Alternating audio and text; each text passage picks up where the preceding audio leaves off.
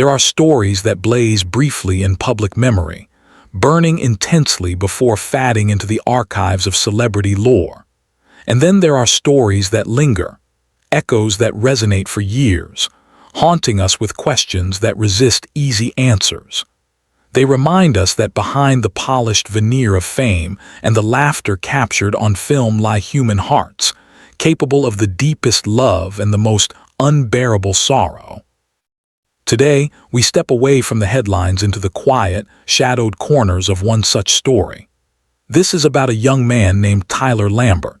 For most, his name exists only as a footnote, forever tied to the tragic legacy of his mother, Dana Plato, the actress who charmed millions as Kimberly Drummond on the iconic sitcom Different Strokes.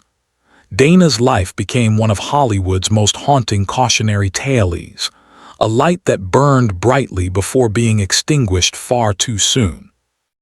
But her tragedy did not end with her.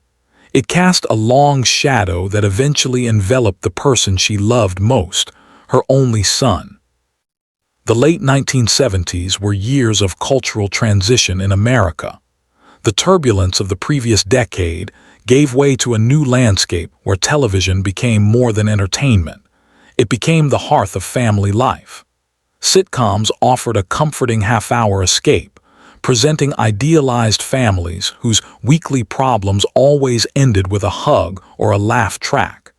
It was in this landscape that Different Strokes premiered in 1978. The show's premise was novel and heartwarming.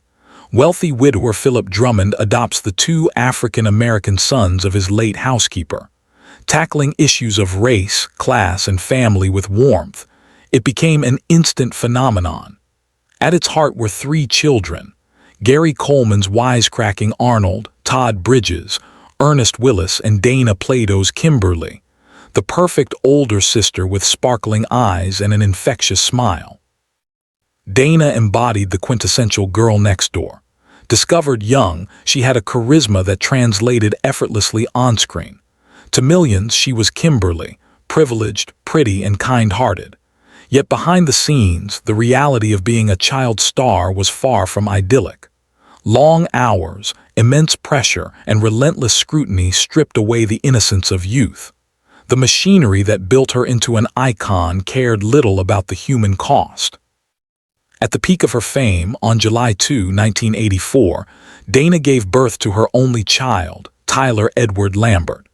His father was musician Lanny Lambert, whom Dana married in a whirlwind romance. For Dana, whose relationship with her adoptive parents was fraught, Tyler's birth was profound joy. To her, he was the one thing that truly belonged to her, a symbol of love and hope in an increasingly chaotic life. Tyler's earliest years reflected both privilege and disruption. Growing up in Los Angeles, he enjoyed the comforts Dana's fame afforded: secure housing, trendy toys, and access to stimulating experiences. Yet this privilege was laced with the intrusion of constant media attention. Paparazzi followed their every move, flashes of cameras turning even mundane errands into spectacles.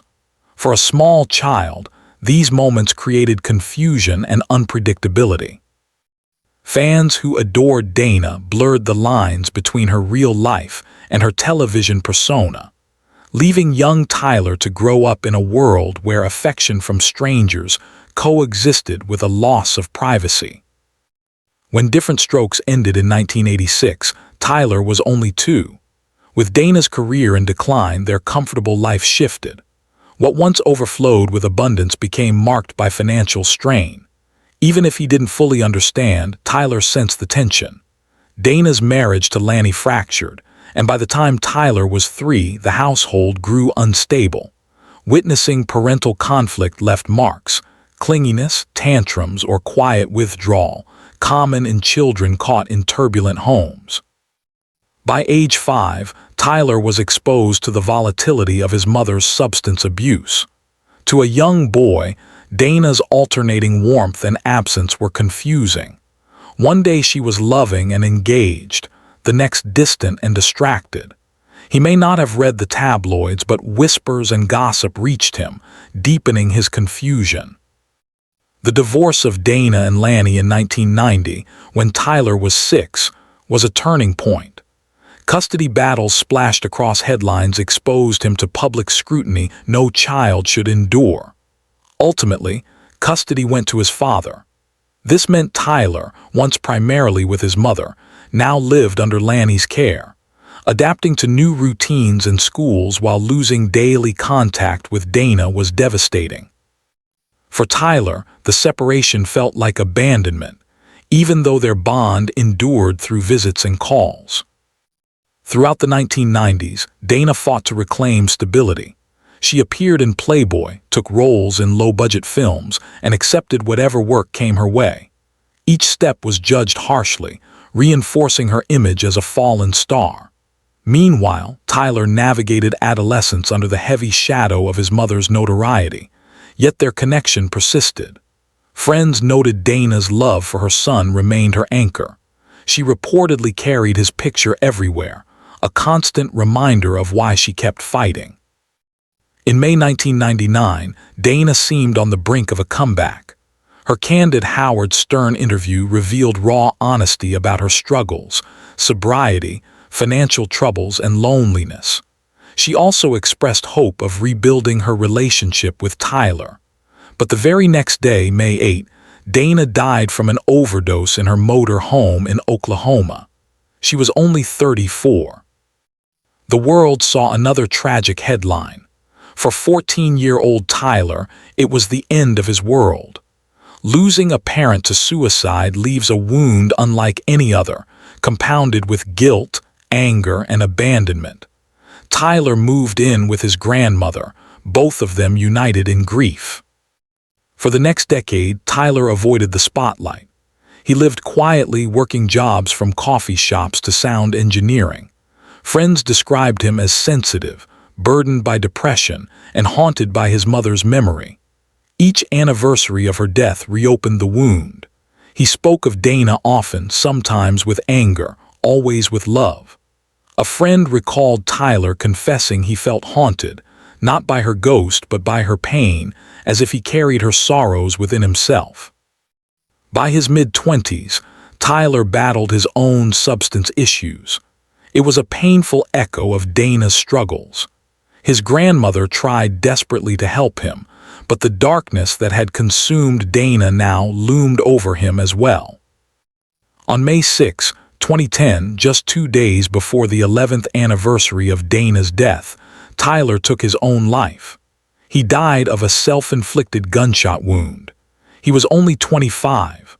The cruel symmetry was almost unbearable. A mother and son, both lost to suicide, their deaths nearly 11 years apart. Media revived talk of the so-called different strokes curse. But reducing Dana and Tyler's pain to superstition is to ignore reality. This was not a curse. It was the devastating cycle of trauma, grief, and mental illness. Research confirms that children who lose a parent to suicide face higher risks of depression, mental illness, and suicide themselves. For Tyler, his mother's struggles were both inherited and lived. His grandmother later said, simply but profoundly, he wanted to be with his mother. Tyler Lambert's story should not be dismissed as a tragic footnote. It is a stark reminder that the victims of suicide are not only those who die, but also those left behind. His life calls attention to the urgent need for mental health awareness, for supporting families left in the wake of suicide, and for dismantling the stigma surrounding it. The story of Dana and Tyler is more than Hollywood tragedy. It is deeply human. It reveals the seductive yet destructive nature of fame, the way our culture builds up and tears down its idols, and the invisible threads binding a mother and son. In the end, Tyler's life was not defined by superstition or a supposed curse. It was defined by love for his mother, the pain of her absence, and the weight of her legacy. His story pleads for compassion, understanding, and greater efforts to help those navigating the darkness. Behind every headline lies a human heart. Behind every tragedy, the echoes of grief ripple through generations. And Tyler Lambert's final hours remind us that even in the shadows, love endures. That concludes today's story. If you found it moving, please like, comment, and subscribe so you'll never miss our next video. Thank you for watching.